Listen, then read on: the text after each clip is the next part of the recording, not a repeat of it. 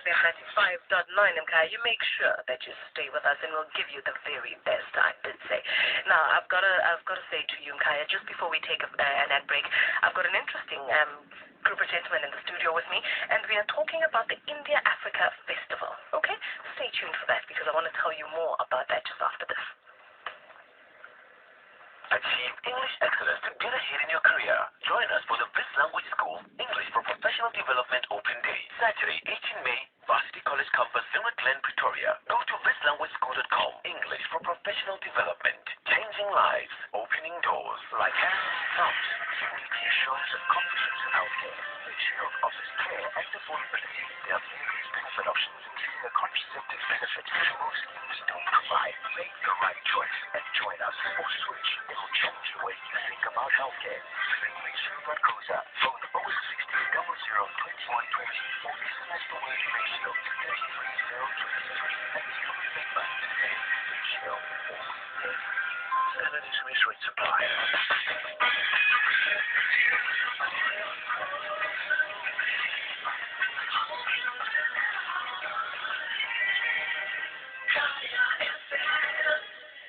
Home with Mapaseka Makwili on Kaya FM 95.9. It is 24 after 8, Mkaya, right here on Home with Mapaseka. I'm joined in the studio by Themba Gamate, who's the co-founder of the India-Africa Festival, and I'm also joined by Adam Kamenzuli, who's the executive director of KARIBU Solar Power.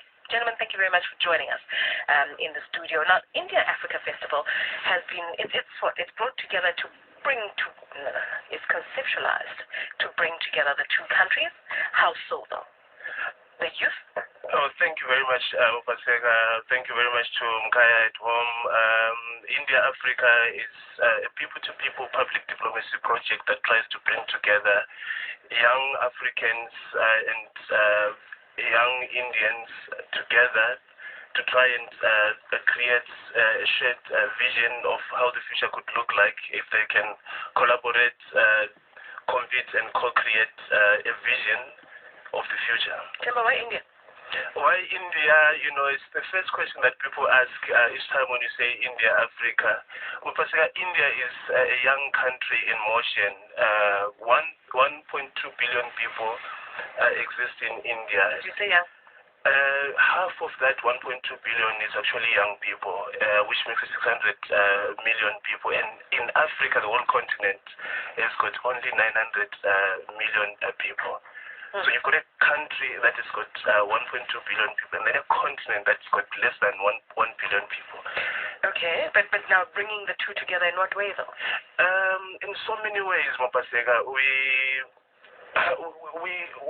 got a shared culture, we've got a shared history with India, but beyond all those things, I think it's important that if there's going to be an exciting future for ourselves, for the young generation, it's important that they begin to understand the dynamics of the way in which Indians operate and share experiences and the ways in which they do things. If they begin to do it at a younger age, by the time they become domain leaders of the industries that they're in, it's going to be much more easier for them to begin to engage and compete or even collaborate with Indians. We won't be having a whole lot of sometimes complications or cultural shocks.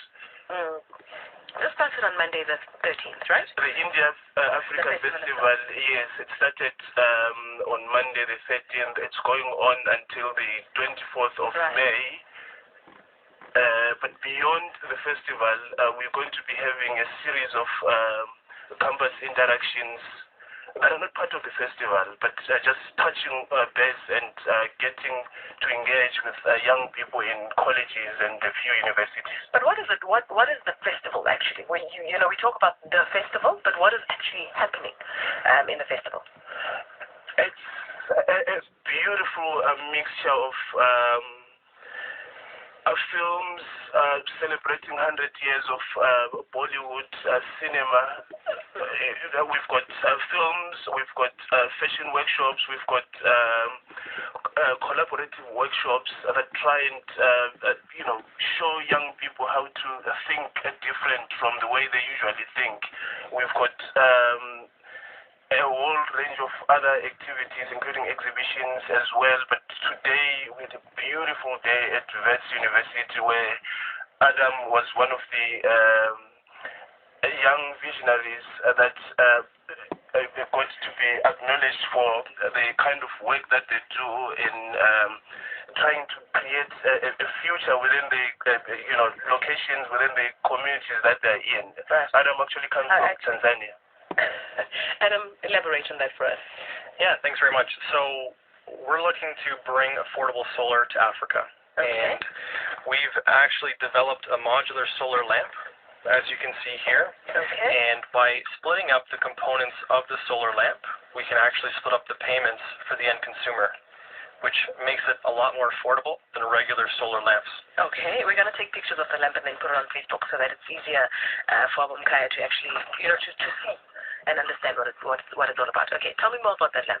Yeah, so we originally brought in regular solar lamps Right. into Tanzania a few years ago. Right. And one of the biggest things that we saw was the average person can't afford a solar lamp. And that's a huge problem because kerosene, which is the current alternative, is harmful to people's health, harmful to the environment, and it's also very expensive. And people waste a lot of their income on kerosene. But now when you talk about solar, number one, it's expensive in the mind. We know it to be expensive to install, to have, to keep.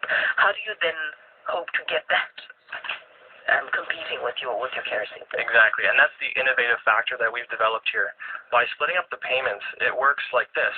A shop owner will rent out this portion, which is the battery and the light, to a consumer for about 60 cents a day. And the consumer returns every day and swaps this out for a fully charged one. And the consumer can't run away with this because if they do, it's out of power. So they can't do much with it. Exactly. And it also charges their mobile phone, which is a huge factor for a lot of people. And after a month, after a month, they've effectively paid off for this lamp, and they get the solar panel. And by bringing everything together, they've become solar independent by having their own solar lantern, and they've only paid 65 cents a day. Hold on. Okay. Let me see if I hear you correctly. So you pay 65 cents a day for that part of the lamp only. Okay? Yeah, a charged version. You're a charged version of that lamp. So you're renting out the charged version of that lamp for 65 cents a day.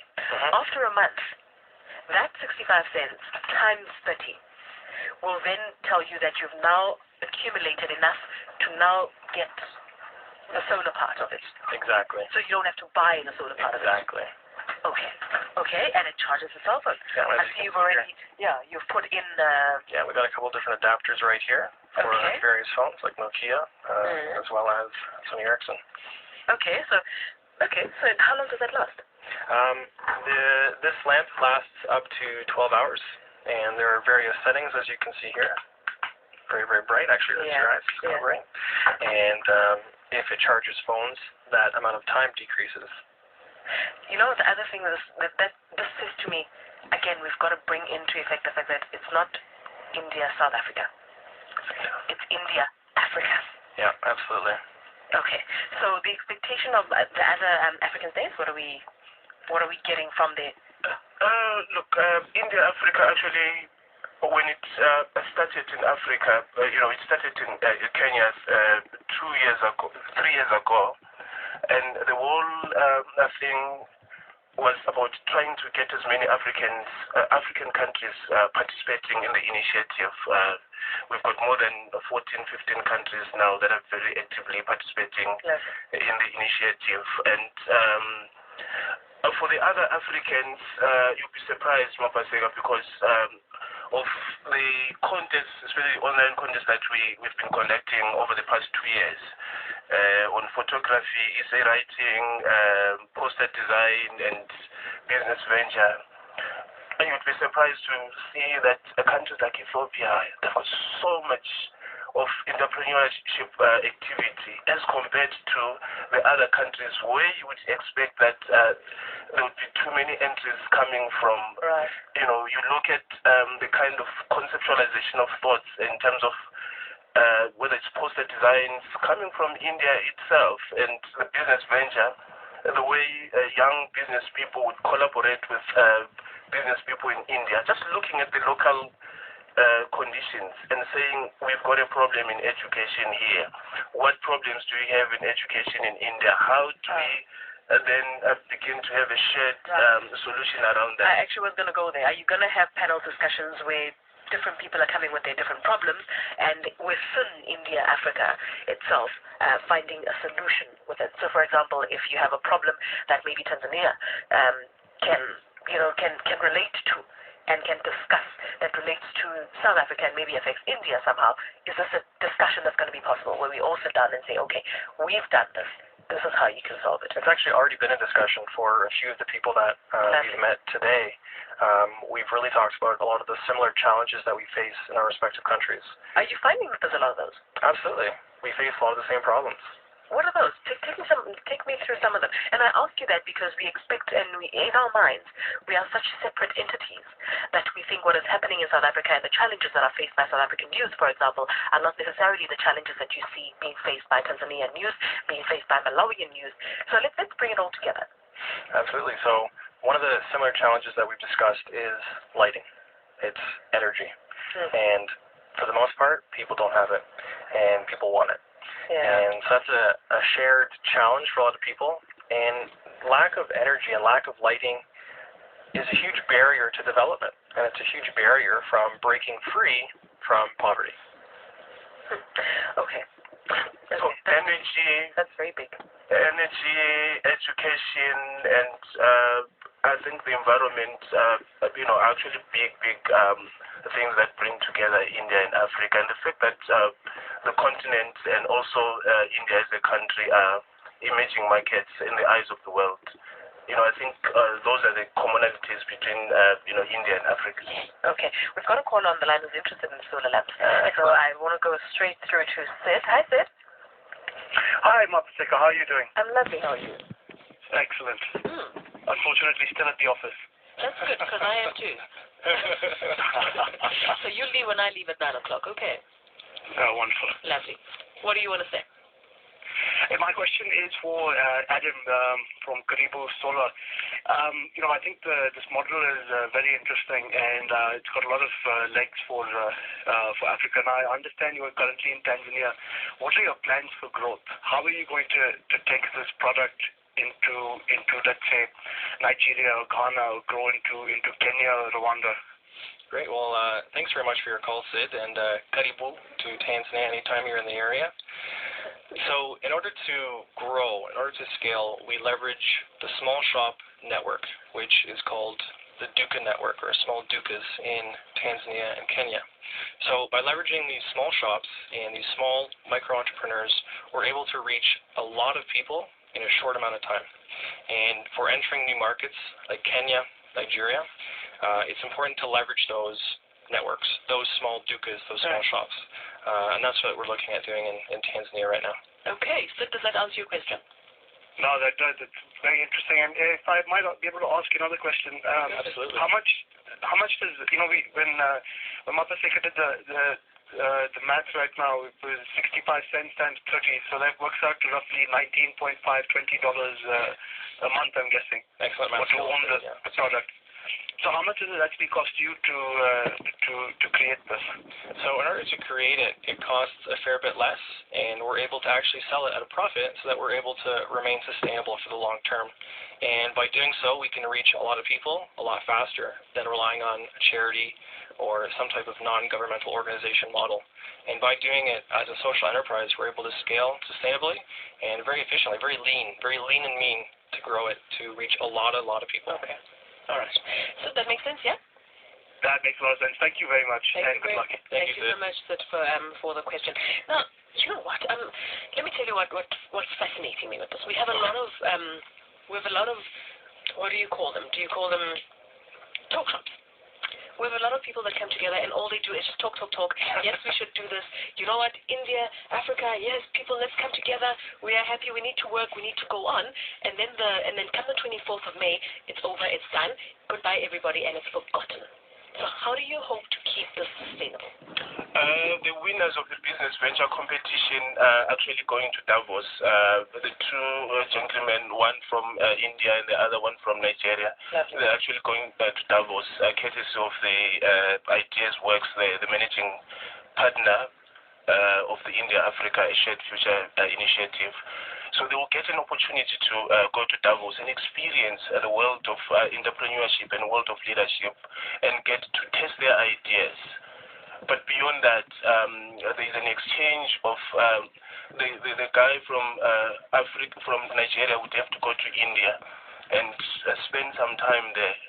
But I'll go back to what we did last year as well, Mapaseka. I was part of the Students Apprentice Challenge at the UCT campus last year, and with 64 young people that we put together to try and see how they can test their ideas or how they can develop or use their skills to become better leaders.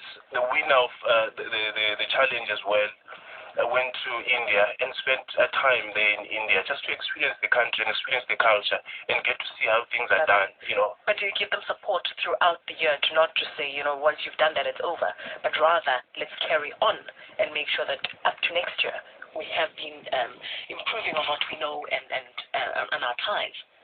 I think it's one thing at a time. You know, I think the first 3 years, look, with the help of the Indian Public Diplomacy Division, there's been support, but, you know, there isn't that support that carries somebody for the whole year. You know, if it's the carrying on for the whole year would be, I'll give you an example, the South African guy who won the business venture contest.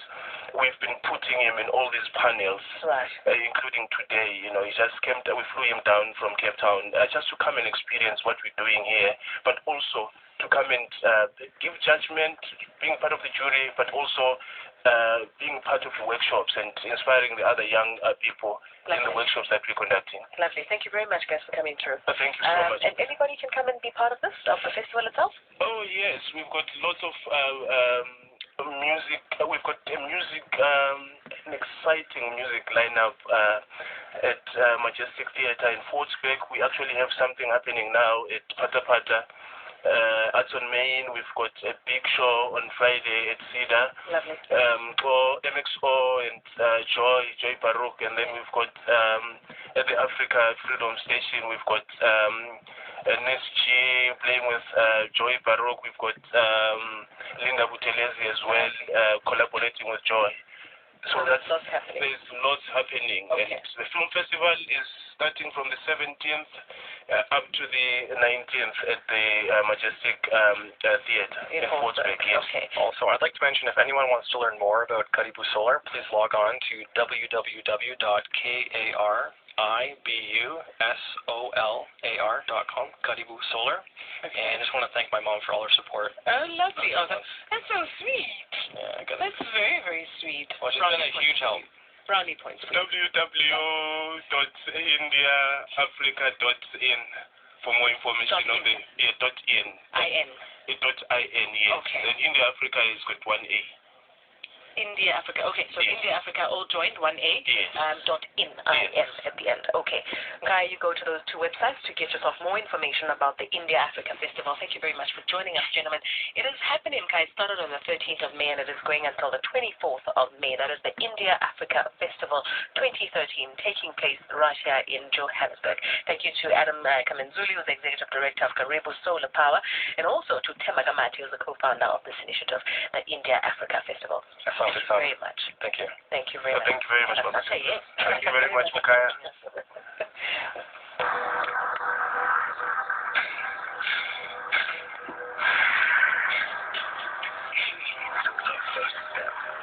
Of the pattern, so we can feel the movement alive. It is time for your hand.